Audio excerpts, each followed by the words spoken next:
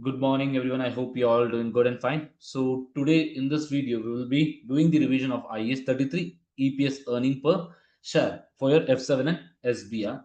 So in this, we will do a detailed revision. So I hope that this video will be useful to you. So now starting with the revision of IAS 33 in 3, 2, 1, go.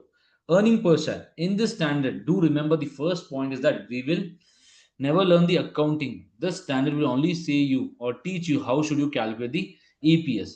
The calculation of EPS is taught in the standard. So now what is the objective of EPS? So why EPS is very important? Can I say EPS is very important to compare the company's performance?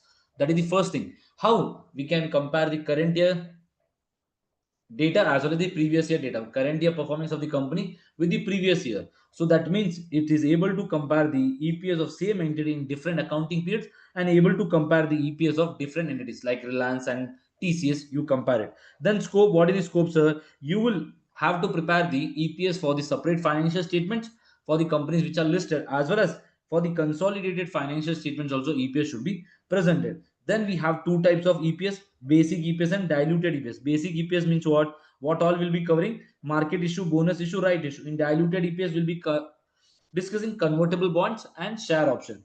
So, what is the difference between basic EPS and diluted EPS? I had explained in the class that Raju is married to one, and he's saying that I will be marrying to a second person. Then in that case, what will happen? This son will have a problem. Why? Because if his dad is married to someone else, that a son, he'll also have another son, then the properties or the net worth will be divided. That means diluted share. If someone is coming in future, because of that reason, there is a dilution in your net worth or value which you'll be getting. Same way in diluted EPS, what will happen? Diluted EPS, in future the company is issuing shares. Because of those shares, the EPS will be going down. We will discuss in detail after basic EPS formula is what? Profit and loss attributable to ordinary shareholders. So weighted average number of ordinary shares divided by during the year.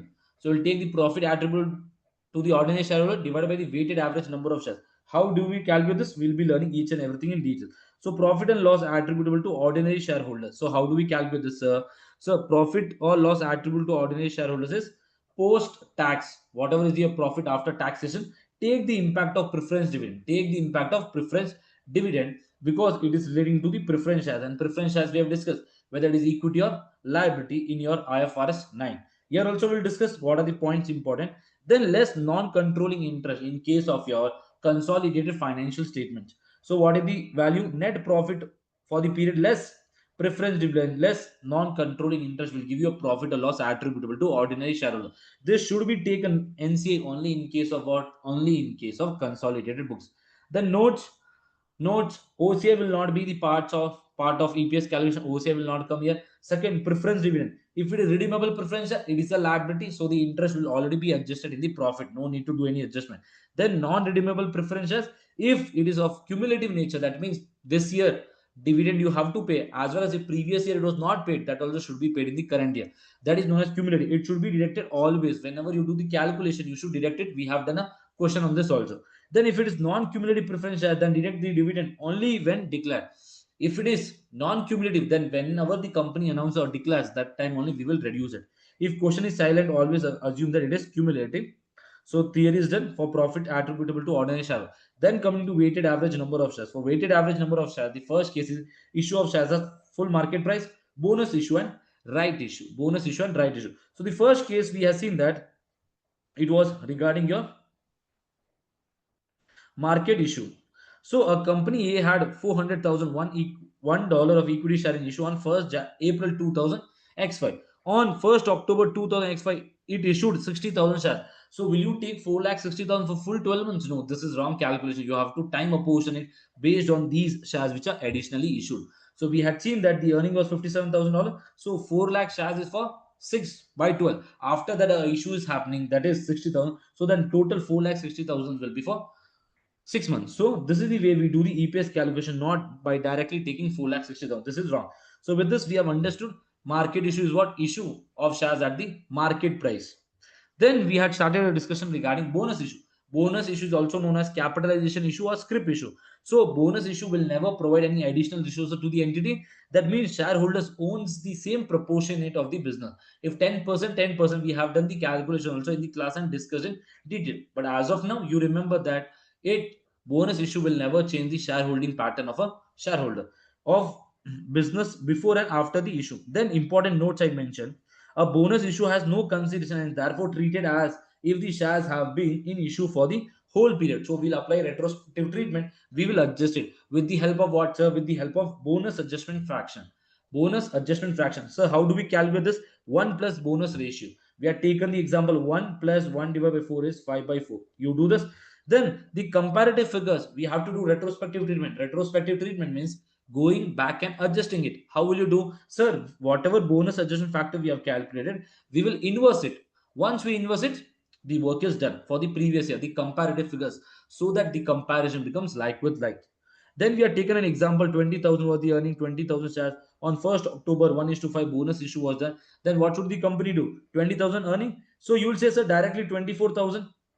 24,005 shares are given for one share. If you have 5 shares, one share will be given. 5 chocolates you have, one chocolate will be getting extra. Same way, so 20,000 divided by 5, 4,000 shares are extra. But can I say we discuss in this chapter a timeline approach to follow so that it becomes easy. So 20,000 into 6 by 5 into 9 by 2 because you're taking the impact of bonus issue. This we have taken it. Then what we will do, sir? Then we will take 24,000 shares are there for remaining 3 months because we have taken the impact of bonus issue.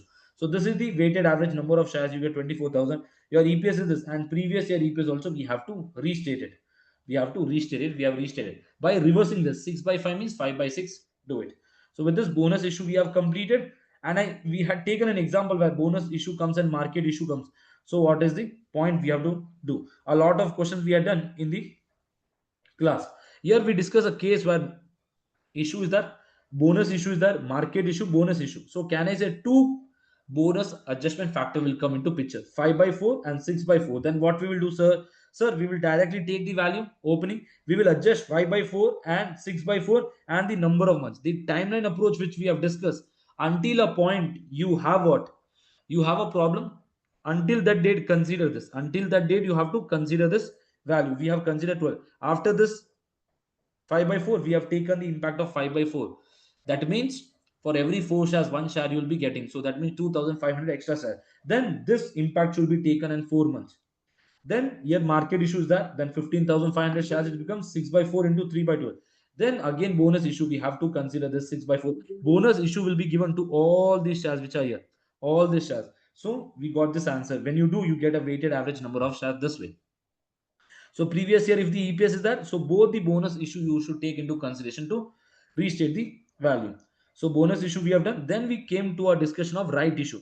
Right issue, what did I mention? Right issue means right shares are those shares which are given to the existing shareholders at a price lower than the market value.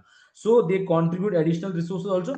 So they have the character of what? Bonus issue as well as full market price issue. Both the things are included.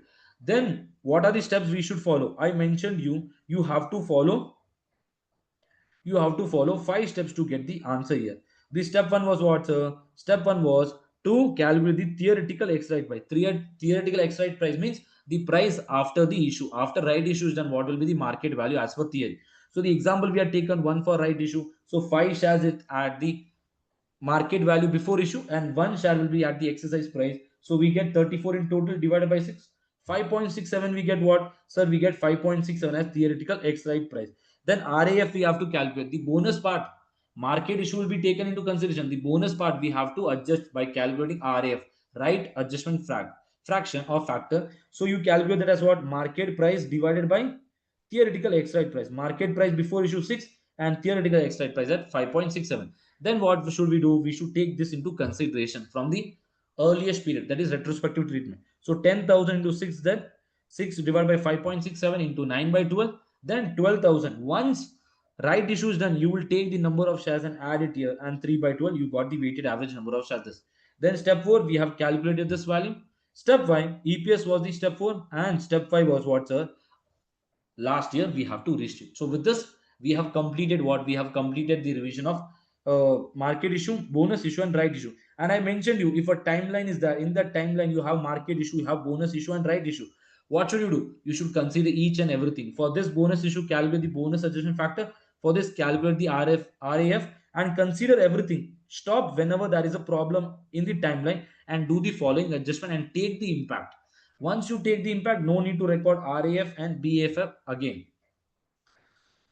So then we started a discussion regarding diluted EPS. Diluted EPS means diluted is EPS is calculated when there are potential outstanding shares in the market, outstanding potential equity shares that should be issued. Then what are the potential equity shares? Like convertible instrument? We have seen convertible bonds in IFRS 9. Then in future shares will be given. So today only you will disclose to the shareholders so that they get to know, okay, in future this can happen because of conversion. And share options like your ESOPs is given or option is given to the employees to purchase the shares.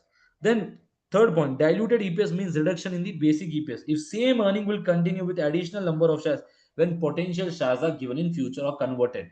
What are the conversion? What it will affect your numerator, denominator? Numerator will be affected by the saving which you have after the tax impact and saving of preference dividend, and denominator will be affected by the increase in the number of shares. So two things we have to learn: convertible instrument and share option. Then we started our discussion regarding, we had done a question regarding your convertible thing, but we had some important points to note down.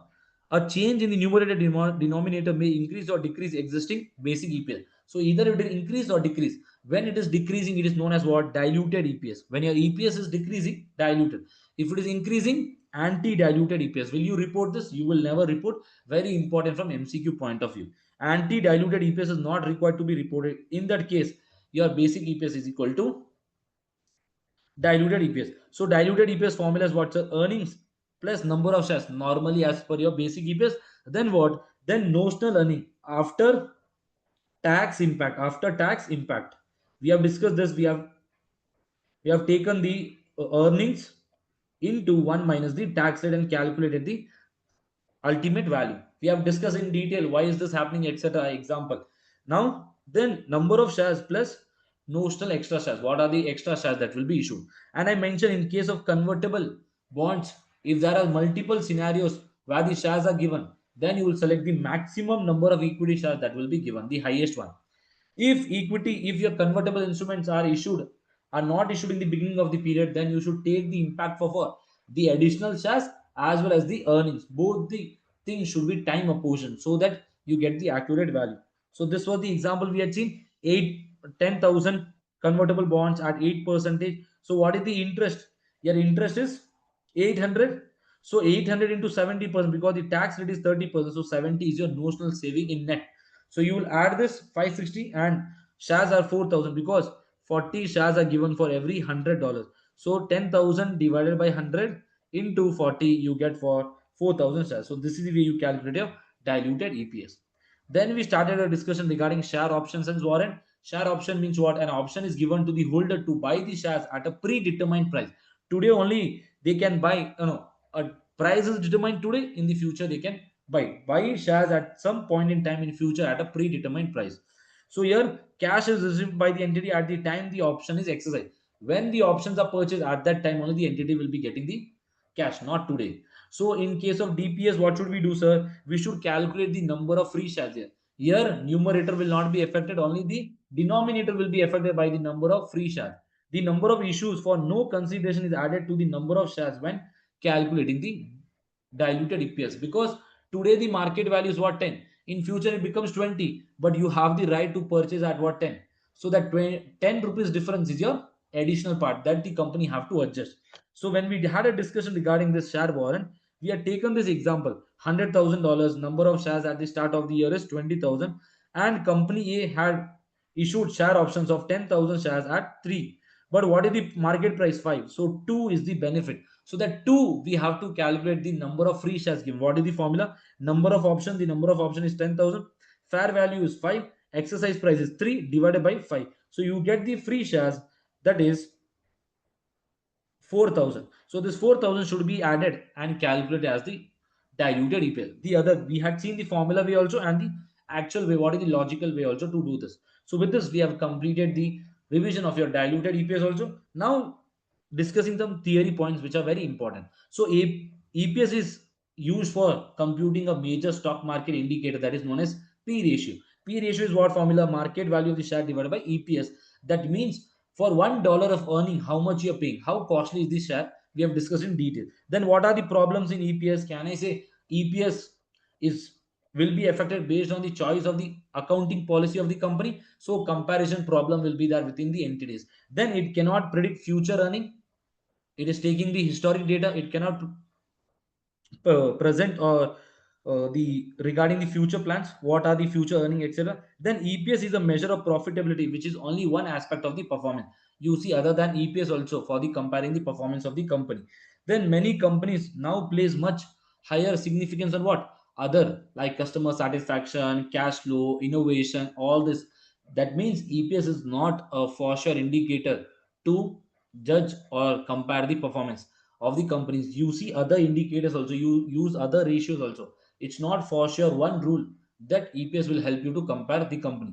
It's a one of the indicator. It's not a one indicator that will help you to identify a company which is doing well. No, you have to see other aspects also. So this becomes from a theory point of view. These points are very important from MCQ question. Then presentation. Can I say presentation is given the statement of profit and loss? We had seen an example here how the presentation is given here.